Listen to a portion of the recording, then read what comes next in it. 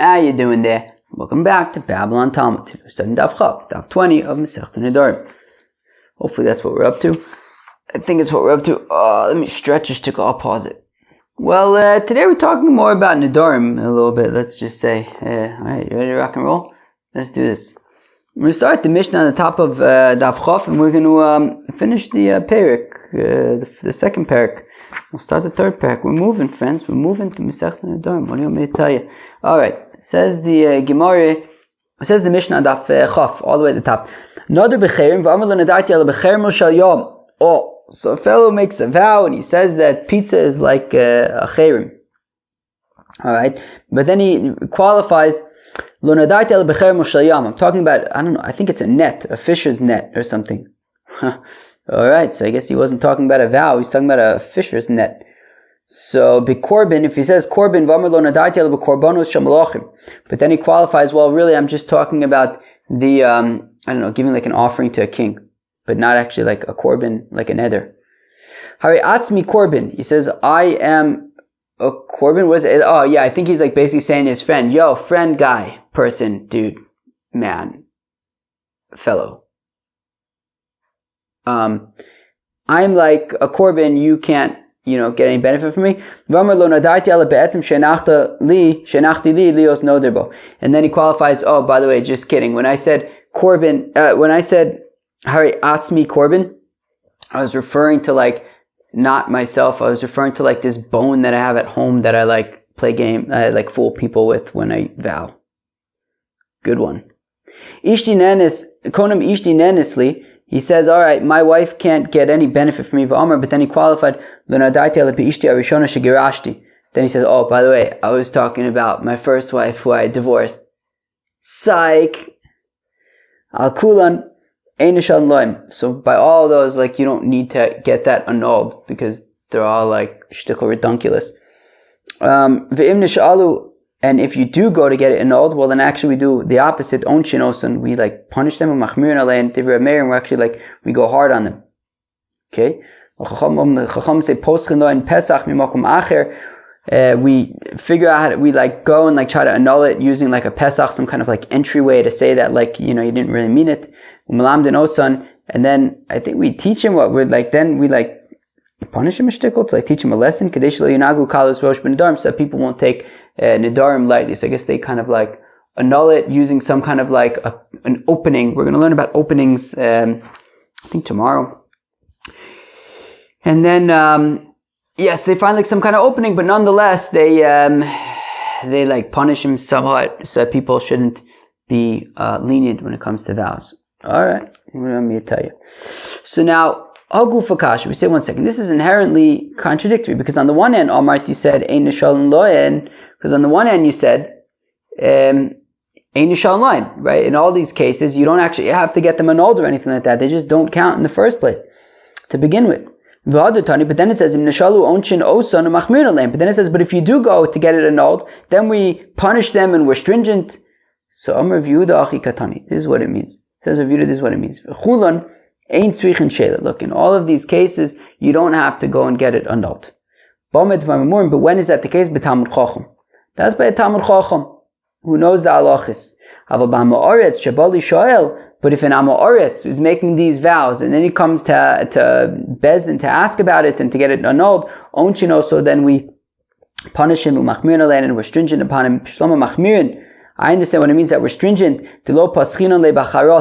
that we don't allow him to just regret it. We're going to be learning about regretting, I think tomorrow, that there's like basically two ways to annul a vow. One way is to open, find like an opening in it, kind of like, if you would have known such and such a thing, would you have made the neder? And they say no, so we say, okay, fine, so, we can annul it on that basis. Charata just means, do you feel bad about having made the neder? So we're stringent in that we don't just simply ask him, do you feel bad about it? We actually have to search and find some, context or some circumstance that if he would have known this, then he wouldn't have made it in the first place, and then we can kind of like annul it on that pretext. Ela onshin heichidami. What's the punishing thing? How do we punish him? Kedetani, as we learn in the Brayso, mishanazar, if a fellow made a neder nazirus, v'avra naziruso, and then he just stopped paying attention, stop caring, right? He says, I'm going to be a Nazir, and then so it means he has to be a Nazir for 30 days. And then for like 2 weeks, he's drinking wine. It's like, what the heck? I thought you were a Nazir. Why are you drinking wine?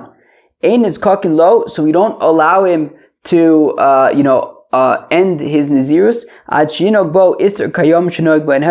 until he refrains from wine for the amount of days that he allowed himself to drink wine. So for example, if he becomes Tameh, so he has to restart his count, right? Meaning if you have a fellow who's a Nazir, and then he says he's going to be Nazir for 30 days, and then after 2 weeks he becomes Tameh Tumas Hameis. So now he's got to start all over again, another 30 days. The clock resets. But that's not the case by drinking wine. If he drinks wine, the clock doesn't reset. But we say nonetheless, we're stringent, and nonetheless we punish him that still we don't, right, even though Meikar Adin, we don't need to add on to his the length of his Nazirus, but we say, look, if for 2 weeks you were drinking wine, so then you have to add on another 2 weeks. Until then we won't let you end your Nazirus. Divrei Rabbi Yehuda, that's Rabbi Yehuda's opinion. Amar Rav As, Amar Rav Yossi says, Rav Yossi, B'amar Devar Amurim, when do we say this? B'Nazirus Mu'etes. This is like by a short Nazirus, right? So if it's a 30-day Nazirus, and for half of the time he's drinking wine, so we say, okay, add 2 weeks to the Nazirus. Aval Nazirus Merubah, if it's a longer Nazirus, let's say it's a year, and for half of the year he was drinking wine, Dayu Lamed Yom. So then we just say, we're not going to say that you have to add a half a year onto the Nazirus. We'll just say, add 30 days, and that would be enough. Rav Yosef says, Rav Yosef, it says Rav Yosef that since the rabbis say that we should not, that we don't, listen to these cases, right? Since we say that if he, violated his neder, so he has to wait for the amount of time that the amount of time that he violated it, he has to add on to it. So Beidina de Mizdakake, that if a Bezdin nonetheless did attend to him, even though they weren't supposed to, until he made up for those days that he violated his neder, Beidina de Mizdakake lo avid shaper. So any Bezdin that does attend to him, they're not doing the right thing. Rav Bar Yaakov Omer Mishamtina le. Says Rav Bar Yaakov, we would actually excommunicate that Bezdin. Wow. The Chacham say that we find some kind of entrance to annul his neder. Tana le'olam alti ragul b'nedarim shesofcha limo b'shvuos.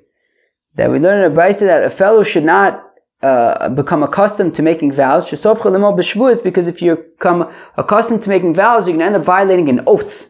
We don't want you to do that. And don't hang out too much with Amma Oritzes, because they're going to feed you tevel.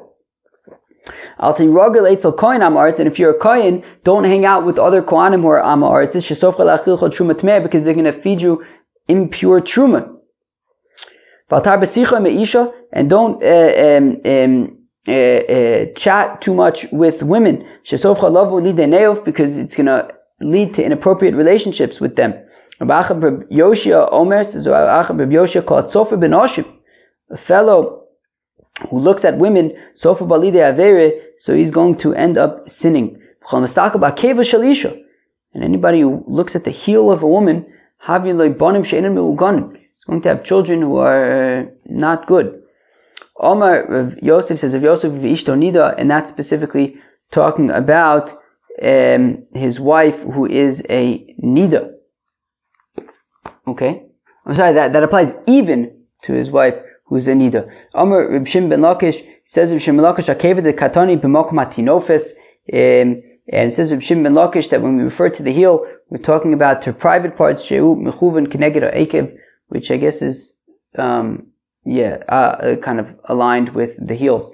Tanya, we learn in the Brisa, ba'avur tia, you're also apnechem zo busha. When the pasuk says that the fear of the Eibishter should be on your faces, that is shame. Levilti techato, so that you do not sin. Melamecha busha mevili de yiras chet. That shame, the thought of being shamed, brings a fellow to fear sin.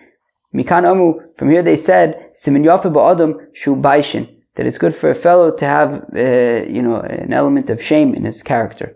Acherim say, Kol adam is bayish, lob meru uchote. A fellow who has shame doesn't quickly sin. Anybody who doesn't have a concept of shame, so then if he doesn't have shame, then his ancestors did not stand on Mount Sinai. Says Yochanan ben Davoy,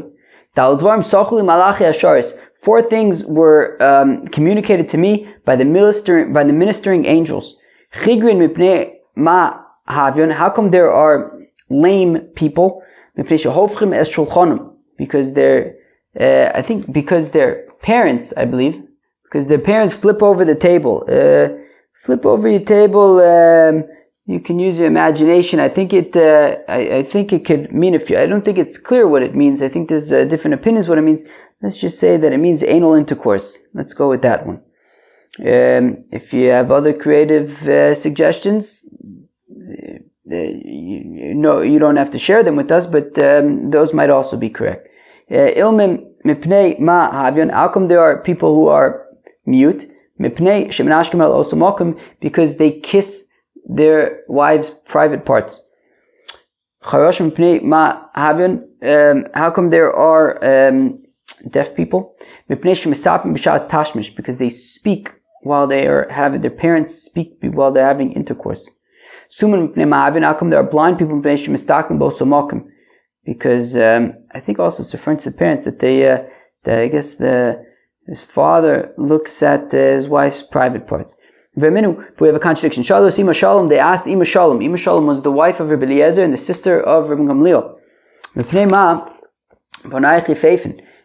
How come your children are so gorgeous?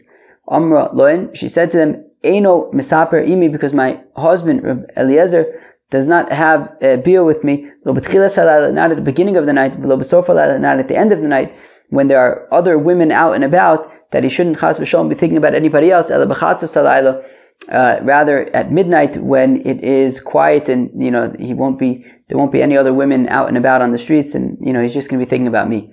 And when he has bia megala tefach mechasa tefach, so I think it means that I think he would have beer with like his clothing on, which I don't think you're supposed to do, but I think maybe I don't know, maybe in his case it was okay. And it's as if he was like overtaken by a demon. And I said to him, Matam, and I said to him, how come you dafka bia in this manner in the middle of the night?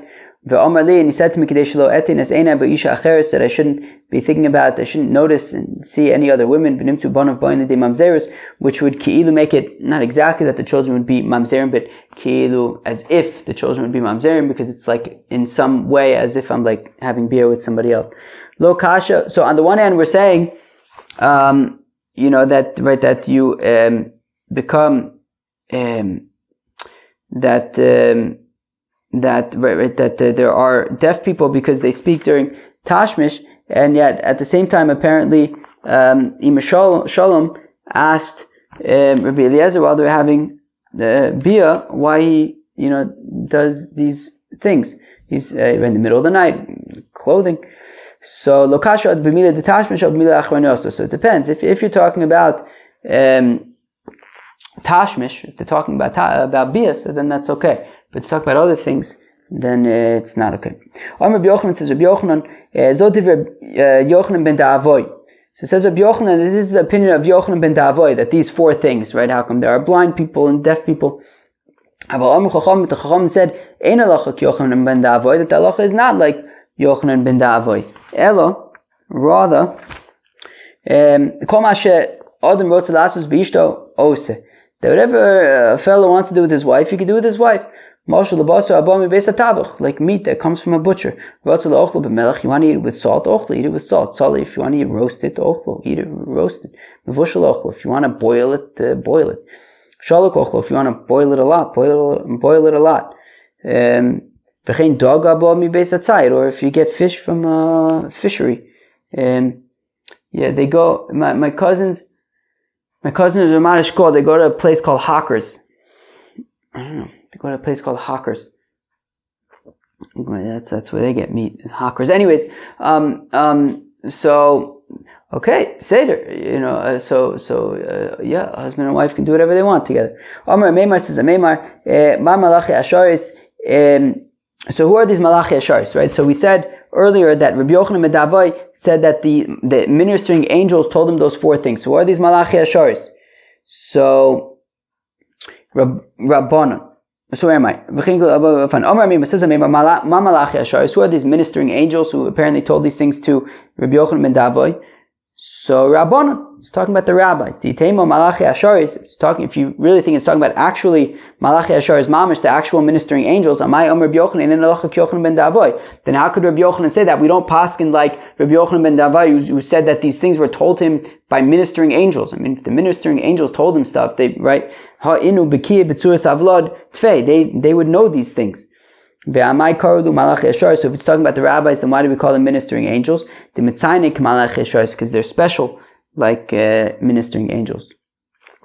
Hey, that's why the comment the Rebbe. There was a woman who came before Rebbe. She said to him, Rebbe, I had set up the table for him properly, and he turned it over. Right? We had said that one of the things that Rabbi Yochanan ben Davai had said not to do was not to flip over the table. So she says, I had the table right side up and he flipped it over. Oh my law. So Rebbe said to her, Biti, my daughter, Torah itirasach. The Torah says that you're cool, you're good. Fani ma'eh said, right, there's nothing for me to do for you, you're alright. Haida asoi, lekame de Rav, a woman came before Rav, Amarlo, she said to him, Rebbe, arachti lo shulchan v'avcho, I set up the table properly, he turned it over. Omar, ma'ishna min biniso, why is this any different than a fish? Fish? Alright, yeah, I guess like it's all good, like it's cool, all gravy. You shouldn't stray after your heart. Mikan, Amr Rebbe, from here Rebbe says, Ayishta adam b'kos zeh, v'tin enav b'kos acher. A fellow shouldn't be drinking from this cup and be looking at another cup. Hey, you shouldn't be having beer with his wife and thinking about somebody else. Amr Ravina says, Ravina lo nitzcha el da afilu beis nashov. And that could even be referring to if he has 2 wives. He shouldn't be sleeping with one wife while thinking about the other wife. Uvarosi mikam amordim v'aposhim bi. And I will get rid from you those who rebel and sin against me. Omer Reb Levi says, Reb Levi, Elu b'nei Teisha midos. This is a reference to the children from the following 9 attributes. B'nei Asnas Mashga'ach, which is an acronym for B'nei Ema B'nei Anusa. So the Aleph is children of fear or of forced relations. B'nei Snua, or the children of a hateful relationship. B'nei Nidui, or from an excommunicated relationship. I guess if the husband excommunicated the wife, was that what it was? That the man was excommunicated. B'nei Temura, or if he had like 2 wives and he slept with he didn't realize who he was sleeping with. He thought it was somebody else. He thought it was the other wife or the other person. B'nei Meriva, or the children of if it comes from they're arguing with each other. B'nei Shichros, or if they're drunk. B'nei Grushas Alev, or if I guess the husband's checked out of the marriage. B'nei Irbuvia, or if the woman had slept with multiple men and he's not exactly sure who the child was conceived by. B'nei Chatzufa, or the children of a woman who kind of specifically asked her husband for to have bia, that she's pretty straightforward and explicit. I want you to have bia with me. So that these all seem like negative things. Ini, is this really so? Amr Shmuel ben Nachmani, Amr Yonason, Kol Adam Shishto Chovaso, Haben Lo Banim Shafilu B'Dor Shel Moshe Rabbeinu Lo Hayu K'Mosim. That if a woman who asks her husband to have beer with her, Mamish can have children so gewaldig that they weren't even like these children in the generation of Moses. Shneimar, as the pasuk says, Avulachim Anoshim Chacham Nevonim. There should be for you people who are wise and have understanding. Nevonim. And then it says that I took the heads of your tribes, and it doesn't say anything about Nevonim. Right? So they said that there can be people who are Nevonim, but then it didn't actually turn out that way. And the pasuk says, Yisachar Chamar Garim, that Yisachar is like a strong-boned donkey. And that the children of Yisachar had Bina, had understanding. And Yisachar came from Leah, who Dafka, asked Yaakov to have beer with her. So Ayid Miratzi Aratsuya. Yeah, but by Leah, she didn't explicitly say, I want you to have beer with me. She just kind of said, come into my tent. but it wasn't particularly explicit. That's why she had children who are on a particularly high level. But if you're too explicit, then I guess it's not such a good thing. Friends, that was Daf Chof of Masechta Nedarim, Hadron Oloch Ve'elu Mutarin, right? So we'll come back to Perek Elu Mutarin. We just wrapped up the second parak, and tomorrow we'll start the third parak. Hope you enjoyed. Peace out.